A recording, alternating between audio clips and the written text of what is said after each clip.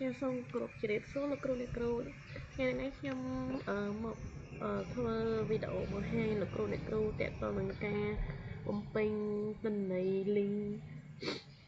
ប្រព័ន្ធកិច្ចការថ្មីគឺទាក់ទងនឹងការទទួលបម្រែបម្រួលអាកាសធាតុចាអញ្ចឹងជាដំបូងលោកគ្រូអ្នកគ្រូចូលមកយើងឃើញទំព័រដើមបែបនេះចាហើយទី2គឺទាក់ទងនឹងទិន្នន័យទី3 report ទី4គឺ data អញ្ចឹង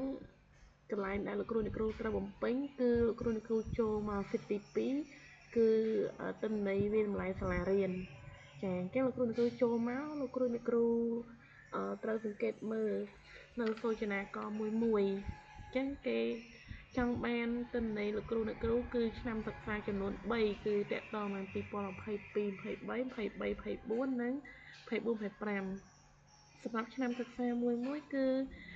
គេចែកចេញជា3លោកគ្រូអ្នកគ្រូគឺដើមឆ្នាំពាក់កណ្ដាលឆ្នាំនិងបំណាច់ឆ្នាំចាអញ្ចឹងលោកគ្រូអ្នកគ្រូ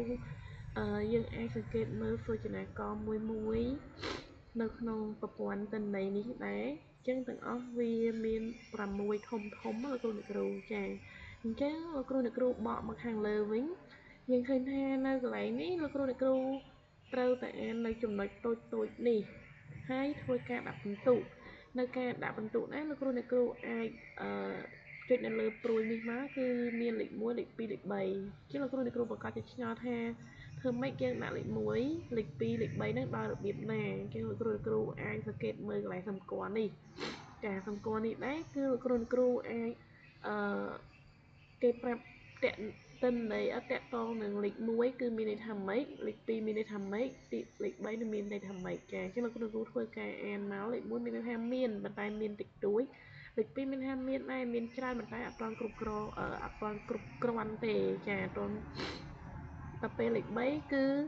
មានន័យថាមានពេញលេញអញ្ចឹងលោកគ្រូអាចអាននៅសូចនាករមួយមកហើយសូចនាកររងរបស់វាគឺវាមានតាមនឹងអញ្ចឹងលោកគ្រូធ្វើការអានតាមសម្រាប់លោកគ្រូបានធ្វើបានប៉ុណ្ណាលោកគ្រូអាចរើសតាមចំនួនលេខដាក់ពិន្ទុតាមជាក់ស្ដែងដូចដែលខ្ញុំបានបញ្ជាក់ខាងលើលោកគ្រូរើសមកបន្ទាប់មកគ្រប់សូចនាករទាំងអស់រួចរាល់ហើយលោកគ្រូធ្វើការដាក់ថ្ងៃខែចាអញ្ចឹងចំកណ្ដាលយើងមកធ្វើការដូរថ្ងៃខែមកចារួចលោកគ្រូអាចធ្វើការព្រីនបញ្ចេញក៏បានដែរហើយដែលមានការសញ្ញេពីនាយកសាលានិងប្រធានកកសសាលារៀនរបស់លោកគ្រូចាអញ្ចឹងតែប៉ុណ្្នឹងឯងចាសូមអរគុណលោកគ្រូ